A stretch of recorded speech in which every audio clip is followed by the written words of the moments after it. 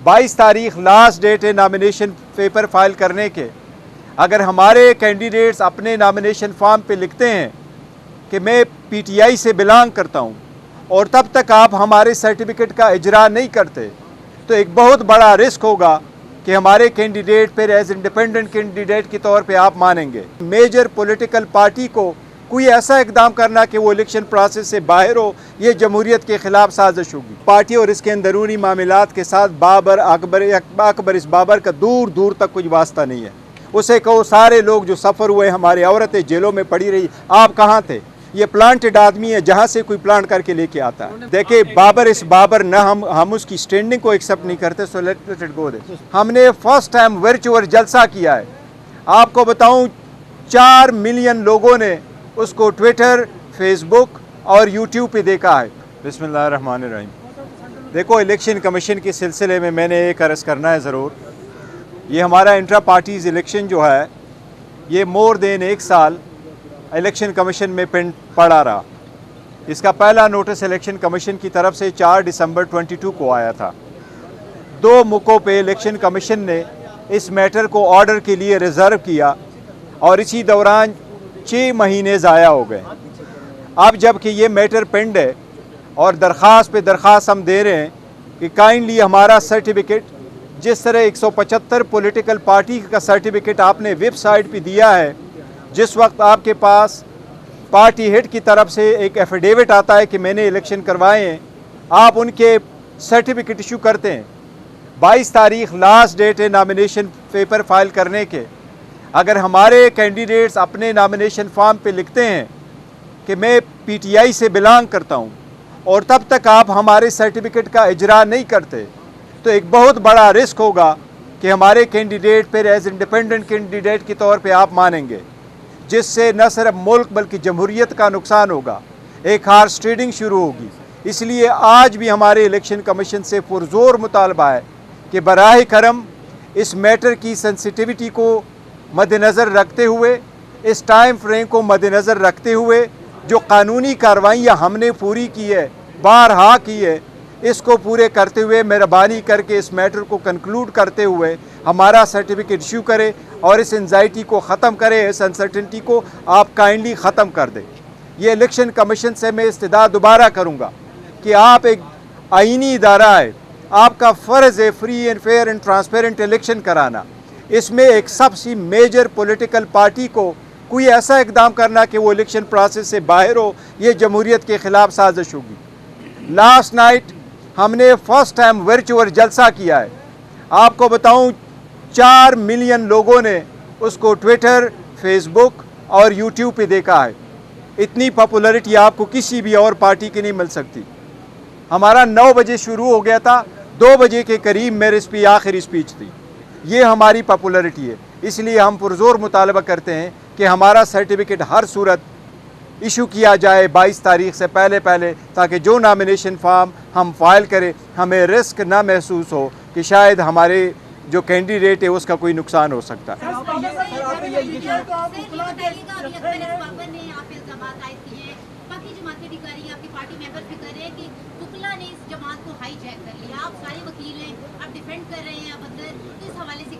इस पार्टी और इसके अंदरूनी मामलात के साथ अकबर इस बाबर का दूर दूर तक कुछ वास्ता नहीं है। उसे कहो सारे लोग जो सफ़र हुए, हमारी औरतें जेलों में पड़ी रही, आप कहाँ थे? ये प्लांटेड आदमी है, जहाँ से कोई प्लांट करके लेके आता है। मैं मनाजरे की मैं अगर उसकी वक्त समझूं कि वो डिग्निफाइड पर्सन है तो हम मनाजरे के देते। एक बंदा प्लांटेड आदमी है जो बार बार आ रहा है।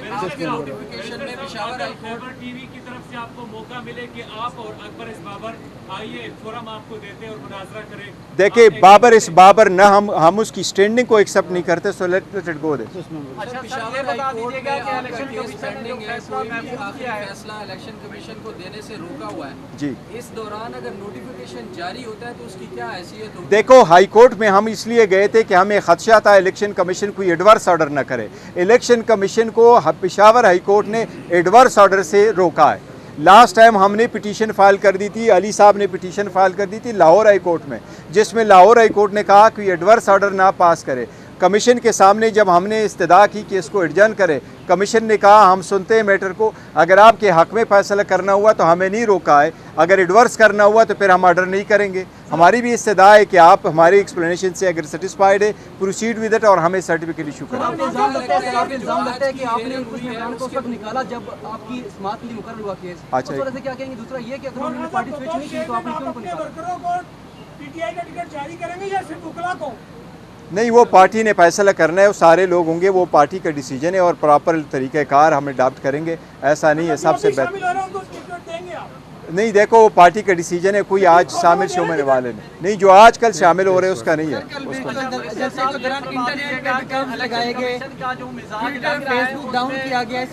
ये देखो ना, ये घबराई हुई, मकबूलियत से इतने घबराई हुए हैं कि इस मॉडर्न टाइम में जब पूरी दुनिया रात को देखती है और स्पेशली जब वीकेंड पे देखती हैं, आप स्लो डाउन करते हैं। अगर ऐसा किया गया, जो मैंने नॉलेज में आया कि ऐसा किया गया, तो बड़ी गलत है।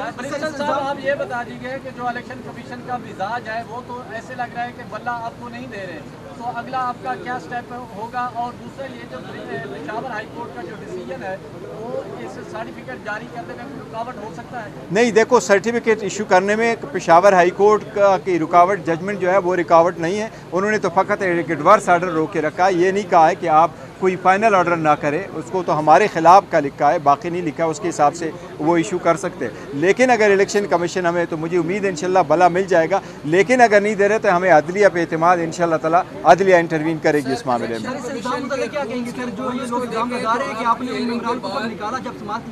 और ये बिल्कुल गलत बात है। मैं आपको एक तफसील बताऊँ, ये लोग ये कहते रहे कि हमने इनको निकाला आपते तरसीब। मैं चीफ इलेक्शन के कमिश्नर के तौर पे पीटीआई का काम करता था। हमारे आईन में ये लिखा हुआ है कि पार्टी मैनेजमेंट सेल होगा और वो party management cell software develop करेगी। हमने पाकिस्तान का बेहतरीन कंपनी जो even State Bank of Pakistan के लिए काम करती है, उसके थ्रू हमने ये सॉफ्टवेयर डेवलप करवाया था। और मैंने as a chief election commissioner, जबकि हमें खदशा था कि ऑर्डर आ नहीं रहा, 31 अक्टूबर 2023 को मैंने अपने ऐप आप वालों को कहा था कि अब हमारा मेंबरशिप फ्रीज़ होगा, जिस तरह इलेक्शन कमीशन अपने वोटर लिस्टों को फ्रीज़ करता है। इसमें से न किसी को हमने निकाला, न उसके बाद हमने डाला। इसलिए मैंने आपके साथ जो फिगर कोट किया था वो 8,37,950 हमारे टोटल मेंबर है। इसमें 6,62,000 पाकिस्तानी है लोकल, बाकी ओवरसीज़ पाकिस्तानी इसमें मेंबर है। वो कभी भी नहीं हो सकता, वो में कोई भी आ जाए, वो ऐप आपको ख़ुद बताता है। मैं अभी आपको